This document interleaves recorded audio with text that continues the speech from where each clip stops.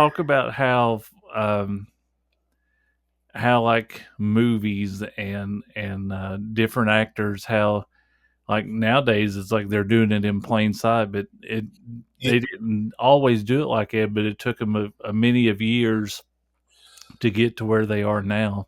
well, I mean, Satan never stops. And when things, you've heard the old analogy, that if you toss a frog into boiling water, he's going to boom hop right out. Yeah, But if you put him in the cold water and slowly bring him up to a boil, he'll just sit right yeah, there. Well, and so that's kind of how it had to work because of the conservative populace.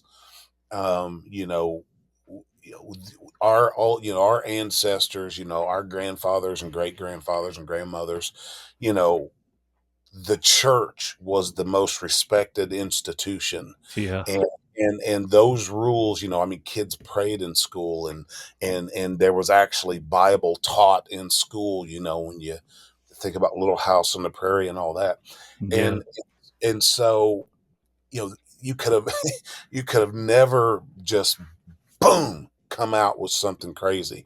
But then the 60s happened, and all of a sudden these drugs started coming on the scene, and next thing you know, people's talking about old free love, and getting high and tripping acid and make love not war and all this craziness, and just slowly is just been eroding us. And because you got to remember that before there was a turntable and broadcast radio and TVs, people had to read, yeah, and the number one book was the Bible. yeah, And so there wasn't this alternative programming because your parents shielded you. They watched who you hung out with, so you didn't get to get indoctrinated by a bunch of garbage.